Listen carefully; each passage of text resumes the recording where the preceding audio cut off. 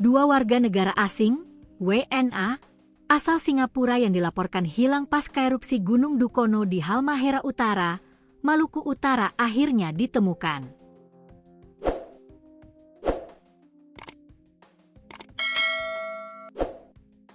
Tim SAR gabungan menemukan Heng Wen Kiang Timothy, 30, dan Syahin Muhres bin Abdul Hamid, 27, dalam kondisi meninggal, Minggu, 10 Mei 2026, tertimbun material abu vulkanik. Meskipun lokasi korban sudah diketahui, tapi proses evakuasi berjalan lambat.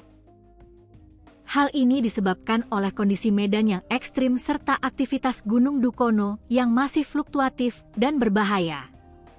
Laporan dari lapangan menyebut, kedua jenazah tertimbun material vulkanik sangat tebal akibat semburan dahsyat, Jumat, 8 Mei 2026, lalu. Jenazah sedang dalam proses evakuasi, kendala utamanya adalah material timbunan yang sangat padat. Kami harus bekerja perlahan agar jenazah dapat dievakuasi dengan utuh dan penuh penghormatan, ujar salah satu personel tim SAR di lokasi.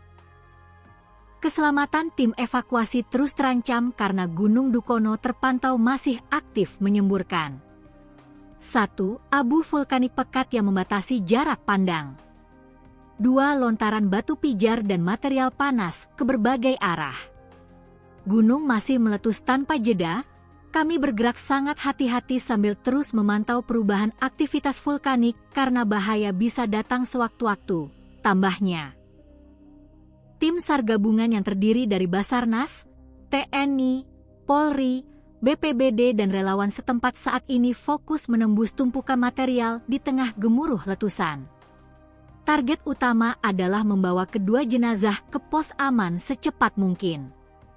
Setibanya di fasilitas kesehatan, jenazah akan menjalani proses identifikasi lebih lanjut, DVI, sebelum diserahkan kepada pihak keluarga atau otoritas Singapura.